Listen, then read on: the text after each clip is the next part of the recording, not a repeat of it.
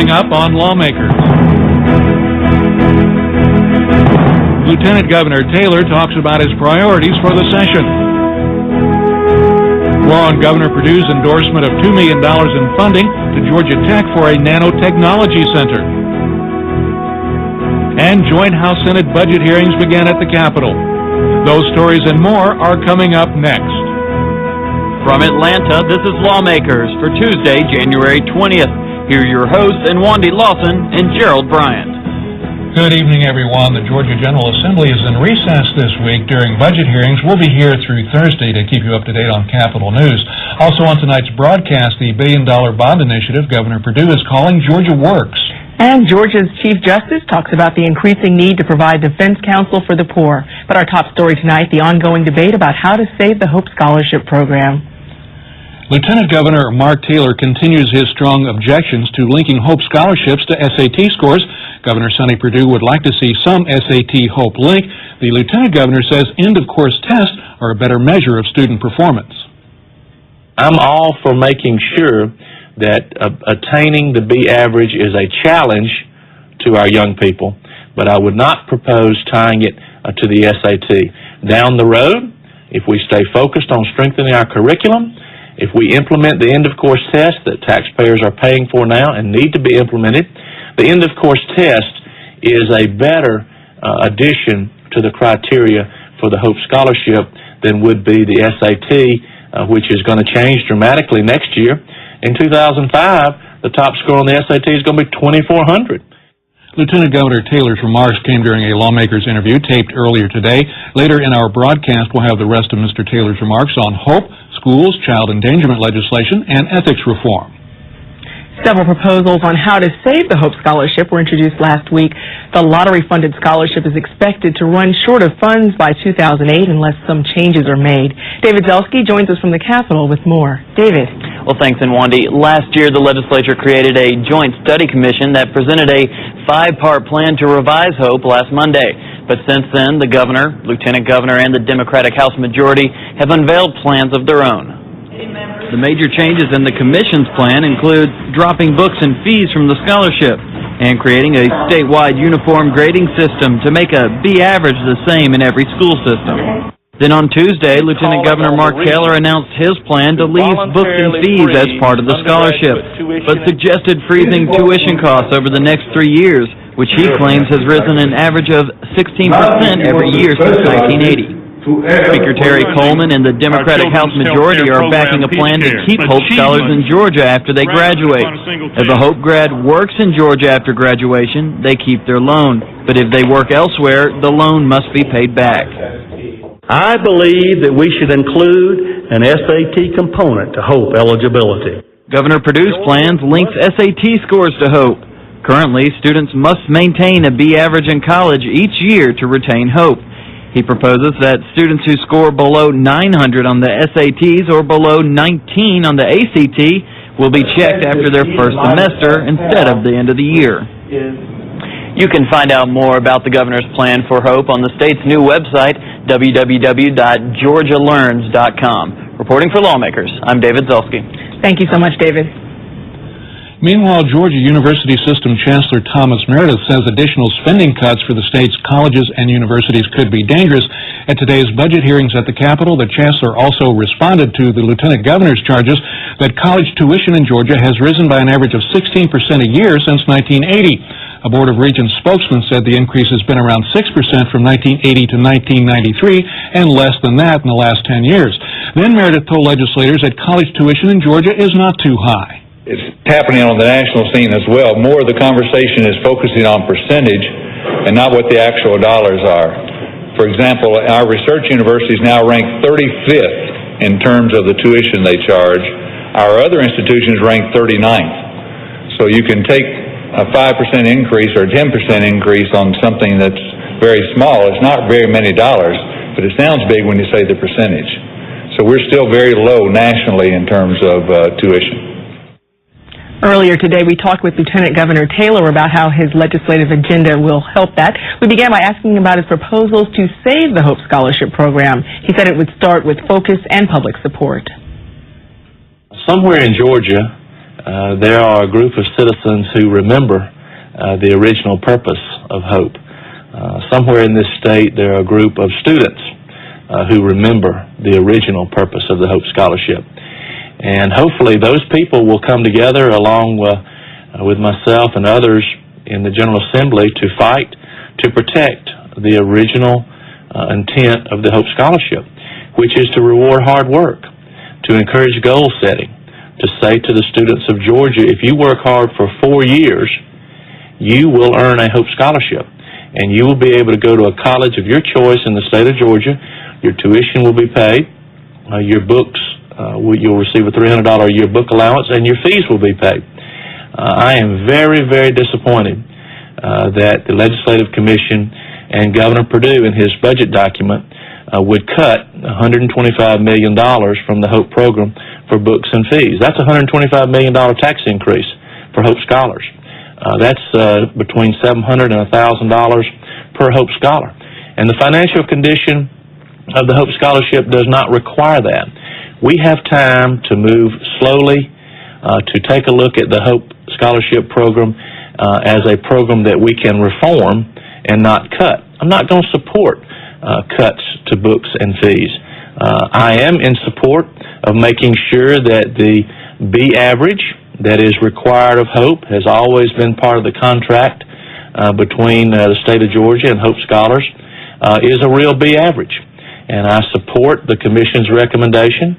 It's part of my program to save HOPE that we should have the B average graded on a 4.0 scale as opposed to a numerical 80 average. I also believe that our HOPE scholars in college should have their progress checked every 24 credit hours or 2 12-hour semesters to make sure that they've maintained their B. Right now we have some full-time students who pick up an extra semester of HOPE when they haven't actually kept their B average.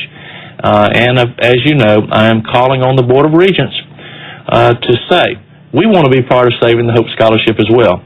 We're willing to cap tuition for the next 3 years so that we can make sure as we move into that critical year of 2008 that we are making the right decisions about protecting the HOPE Scholarship. I'd say to Georgia, wake up. The fox is in the hen house. People who didn't support this program originally are now saying that they want to save it by dismantling it, in my view. And I need their help and support in my effort to make sure that the HOPE Scholarship is here for generations to come, and that it is a real scholarship program that provides enough financial benefits that it can bridge the gap and make sure that college is affordable for our citizens. That's the original purpose of HOPE. That's what we've got to protect. Now, you mentioned the Board of Regents, and of course, following your announcement about your plans for saving HOPE as well as for the tuition freeze, both Governor Perdue as well as Chancellor Meredith have disputed that some of your plans would be effective in saving HOPE. How do you respond to that? Well, I certainly disagree. Clearly, if you focus on the high cost of college tuition in Georgia, my calculations show that tuition is up 16% a year for the last 24 years. Their calculations, so it's only gone up 7%. I wouldn't be bragging about a 7% increase in tuition for the last 24 years. I would also be anxious to find partners like myself who are willing to say, let's not cut your budget. It is your budget, your appropriation from the General Assembly that you say covers 2/3 of the cost of educating a child, and that tuition only covers 1/3. My proposal is that we not cut higher education spending in Georgia as it was cut last year, but let's cap tuition. Say, for example, last year's increase at Georgia Tech, Georgia, and Georgia State of 15%. I think that was enough. I think 15% will carry you for a couple, 3 years. And I hope that the Board of Regents and the governor and the legislature will realize that this boom in higher education that we're all so proud of, the improvements that we've made to higher education, the stature that Georgia now has in higher education is because of the HOPE Scholarship. Now, you're either for the HOPE program or you're against the HOPE program. And we need the Board of Regents to step up and say, we'll help you by capping tuition if you'll help us by not cutting our budget. Let's talk for a moment about SAT scores. I don't think the Commission has a provision for a direct link between SAT scores and Hope Scholarships. Governor Perdue says he would like to see some kind of linkage. I've heard both arguments.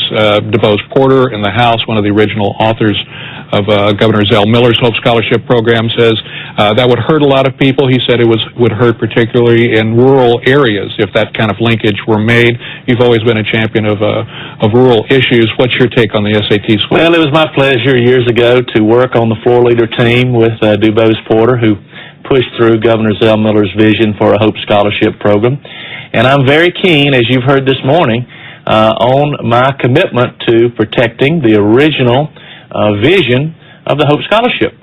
We went to the people of Georgia in a highly contested election, and we asked them to change their constitution to create this program. Nowhere in that discussion was the SAT. The Hope Scholarship program is a reward for 4 years of hard work in your high school career. It is a reward for maintaining the B average once you go to college. I am not in support of a test designed by folks from New Jersey without any concern for Georgia's curriculum that would be a one-shot, one-morning exam. Think of the tragedy of a young person in Georgia who asked for tutorial help, who went after school, who asked teachers for extra credit assignments. They worked hard for 4 years. They maintained a 3.0 average. And then on a Saturday in the fall, they go in and they score a 9.99, 1 point short of one of the governor's proposals. It's unfair. Again, I'm all for making sure that attaining the B average is a challenge to our young people, but I would not propose tying it to the SAT. Down the road, if we stay focused on strengthening our curriculum, if we implement the end-of-course test that taxpayers are paying for now and need to be implemented, the end-of-course test is a better addition to the criteria for the Hope Scholarship than would be the SAT, which is going to change dramatically next year.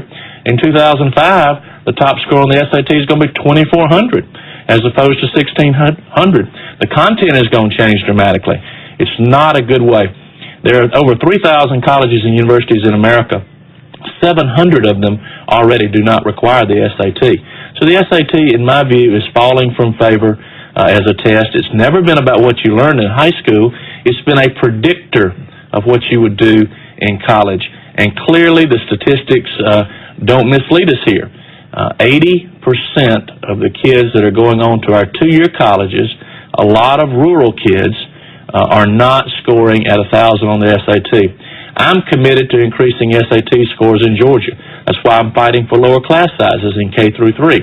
That's why I'm fighting to have great teachers in our classroom to support the great teachers that we have through better pay. That's why I'm fighting for a stronger curriculum and end-of-course test, because I know that our SAT scores will improve. I disagree with Governor Perdue's contention that our SAT scores are low because our kids are not trying hard. That is offensive to me, and it should be offensive to our kids and to their parents.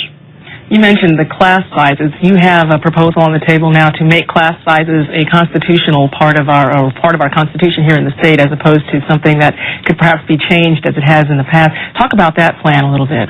Well, to me, there is not a study of education in this country that I've seen that doesn't indicate that lower class sizes, especially in kindergarten through third grade, are absolutely critical to improving student performance.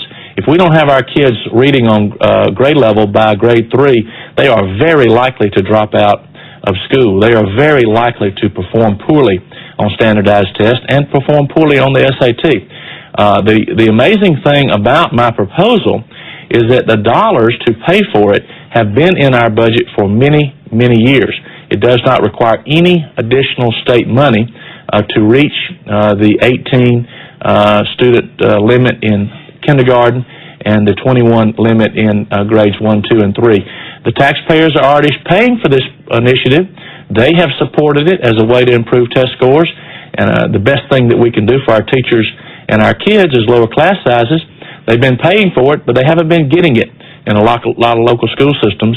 And I'm saying that we need to bring the people of Georgia into this debate. They've been paying for it for all these years. They have set it as a priority. Let's put it in our Constitution and require it. Quick question about the faith-based amendment as it may relate to education. The Senate did pass the faith-based initiative, which sets up a potential constitutional amendment vote in the future. The opponents of that, most of the opposition came on the contention that this amendment could lead to school vouchers. One of the governor's floor leaders said that he would vote against vouchers. He's not for vouchers. What is your take on the potential of a bill out there somewhere for school vouchers? Clearly, it is a potential result of the faith-based initiative. There is a strategy, I believe, across the country to change state constitutions so that vouchers can be implemented in our public schools without a vote of the legislature or of local education officials. So I'm very concerned about the potential for the faith-based initiative to turn into a voucher issue.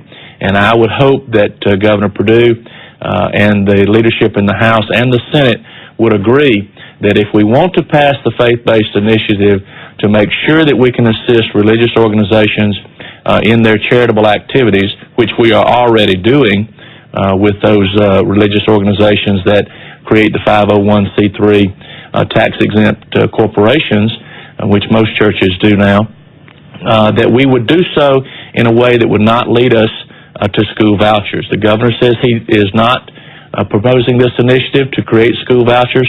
Why not let's say that in the constitutional amendment? Clearly, everything that is going on in Georgia right now indicates that we have a challenge of funding our public schools. We're not fully funding our public schools. If we're going to be an education state, if we're going to break away from this reputation of being a backward southern state that doesn't focus on education, then we've got to fully fund our schools. And a voucher proposal to take money from the public schools to support private schools or church schools is not going to get us where we want to be for educating our kids in Georgia. Well, one area that we've seen you and Governor Perdue coming together on this session so far is the child endangerment issue. You've been working for many, many years to help Georgia become the last state, I guess, to have the child endangerment felony enacted here. Where have you all been able to come together in terms of compromise on this? Oh, well, I'm so excited about the governor's active support for the child endangerment felony law in Georgia. Very excited to be working with him on his initiative to make sure that we have a specific crime for parents who would expose their children to the manufacture of methamphetamine. Very pleased to work with him on his focus that we strengthen Levi's Call, our Amber Alert, and just welcome him to that debate. Also very excited to be working with Governor Perdue on an ethics push. He and I agree that there should be more financial disclosure in Georgia for elected officials. He and I agree that we should fight conflicts of interest wherever they might appear.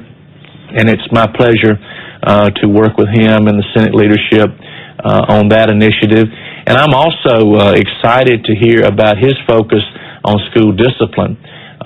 Most appreciative that the legislature has supported me in my call for a student code of conduct in Georgia. That's law now. I appreciate the legislature supporting me in my effort to remove any child from any school if that child would ever put their hands on a teacher in a violent fashion. That's law now. And Governor Perdue's proposal to tie school discipline and school safety to driver's licenses, I think, is a good move, and I look forward to supporting him. We must insist on respect for our teachers. Verbal and certainly physical disrespect of our teachers cannot be allowed in Georgia, and I'm anxious to work with anyone who would like to move toward more discipline in our schools. Final question. Both child endangerment passed the Senate last year, stalled in the House. Ethics reform, there were two different versions. The Senate version didn't get out of the House. Is the Senate, and are you working with the House this year to make sure those issues will pass both bodies? Every indication is that we are making progress.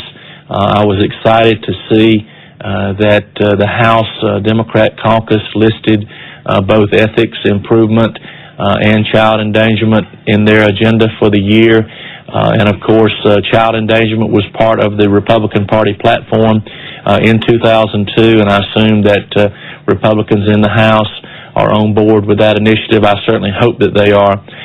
So yes, news from the House at this point in the session is much better, and I am very optimistic about saving the Hope Scholarship. I'm optimistic about lowering class sizes K through 3, optimistic about child endangerment, optimistic about ethics reform. So I go into the session really excited about the potential for 2004 to be a very rewarding session for the people of Georgia. Well, for those of you with access to the Internet, you can watch Lawmakers online. Visit our website at gpb.org for more information. Click on Watch GPTV online, then follow the instructions for watching live or looking at past Lawmakers programs in our archives. That website address again is gpb.org. Just another way we keep you apprised of what's going on at the Georgia General Assembly. It's a science that involves the shrinking of particles, and it's gaining the interest of Governor Sonny Perdue. Chrissy Thrasher joins us with more on the governor's budget recommendations for a nanotechnology research center. Chrissy. Gerald, the planned center has already received over $35 million in private donations. Now Governor Perdue wants the state to invest in this emerging technology. The Georgia Institute of Technology may soon be the home of one of the nation's most advanced nanotechnology research centers. This facility will be used by others in the university system, by industry. It's designed to work with industry and others around the country because we're part of a national nanotechnology infrastructure network as designated now by the National Science Foundation. As part of the 2004 Economic Development Budget recommendations, Governor Perdue is recommending the state to provide $45 million to the research facility over the next several years. He's been very easy to work with this on this because he understands the importance of it to the future. A future Georgia Tech's president says this new nanotechnology center will help grow. We have huge potential in the area of health and health improvement and life improvement, medical improvement. In the areas of energy, we could completely scrap our existing energy model possibly in the future. In materials, where you can create materials that can adapt to the environment. While nanotechnology may be the answer to many unanswered questions of science, the university president points out that there is a risk in investing millions of dollars in this new technology. We don't quite know where all this will go, but we can already see significant commercial developments for nanotechnology. You have to be developing the new product because products have a shortened life cycle, and as they go through that life cycle, they will go to low-wage countries. And so we have to develop the next product. And for Georgia Tech to be there helping the state and the citizens by developing the next products and commercializing those products, that's an important part of the future. And we become a big player not only for this state, but also for this country. And after the project is fully funded, President Clough says the Nanotechnology Research Center should take 3 years to complete. Reporting for Lawmakers, I'm Chrissy Thrasher. Well, in his State of the State address, Governor Perdue also announced his plan to rejuvenate the state's lagging economy. It's a $1 billion bond package called Georgia Works, meant to promote economic development, and the governor's office is already reporting early returns on the investments. Jesse Freeman has the story. Jesse. Nwandi, Globus America is a third-party logistics management company that represents the Hyundai and Kia motor companies. They are consolidating their southeastern entry ports and have decided to eliminate their Jacksonville, Florida operation and move that business to Brunswick. The company estimates 378 jobs will be created and are making the move thanks in part to the economic commitment of the Georgia Works program. Georgia Works includes money for roadways around Savannah and Brunswick ports and for deepening the Brunswick Harbor. The governor expects such improvements to result in more announcements like Fridays by Globus. We've been doing some of their business, but this will essentially double the business that we've been doing, and I just express my gratitude for entrusting us with this vital part of their logistics chain. Georgia Ports Authority Executive Director Doug Marchand explained some of the upsides today during appropriations hearings. By landing this consolidation, Georgia was also able to retain over 440 existing local jobs. A total of 130,000 Hyundai and Kia autos will be shipped through Brunswick's Colonel's Island facility in 2004, and the number is expected to increase annually. Now, in a press conference, Globus leadership cited the Brunswick roadway development and deepening of the harbor as factors in their decision. Overall, the Georgia Works bond package includes $42 million for improvements in and around the state's ports. Reporting for Lawmakers, I'm Jesse Freeman.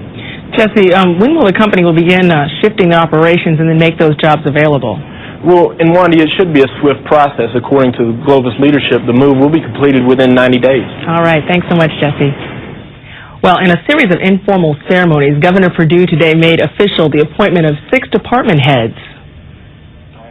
Gordon Joyner was reappointed Executive Director and Administrator of the Georgia Commission on Equal Opportunity. Carol Couch was sworn in as Director of the Georgia Environmental Protection Division. A former retail executive, Joseph Doyle, is the new Director of the Office of Consumer Affairs. Donnie Smith will lead the group that oversees distribution of tobacco settlement money as Executive Director of the Georgia Tobacco Community Development Board.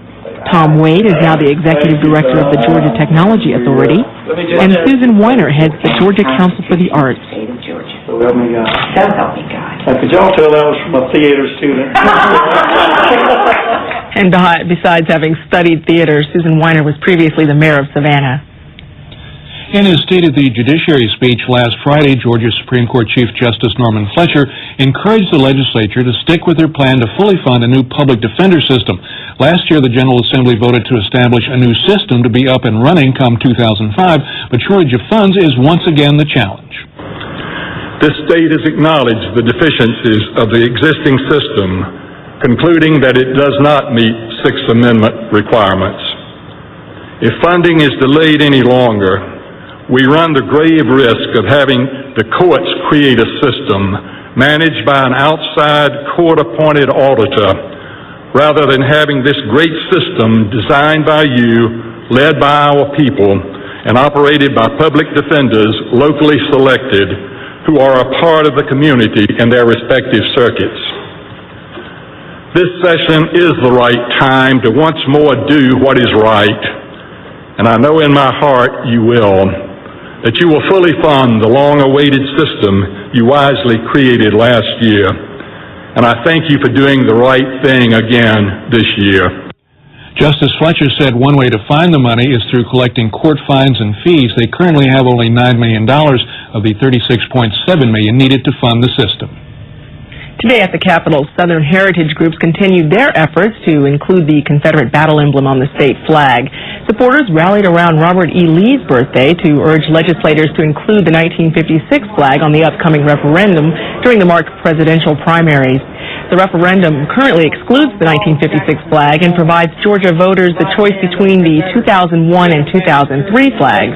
The debate has spanned over 2 legislative sessions and has remained a controversial issue for Governor Perdue and the General Assembly. Coming up Thursday on Lawmakers, as the legislature continues state budget hearings, federal plans to close military installations around the country could have an impact in Georgia. We'll talk with Brigadier General Philip Browning about what the state government can do to protect our bases here in Georgia. And just another reminder for those of you with access to the internet, you can watch Lawmakers online. Just visit our website at gpb.org. Lawmakers is streamed live and archived on our site every night that we're on the air. Now stay tuned for Great Cars for the history of the Land Rover. That's next here on Georgia Public Broadcasting. And that's our broadcast for the first day of budget hearings. Thanks for watching. I'm Nwandi Lawson. And I'm Gerald. Bryant. For everyone here at Lawmakers, good night.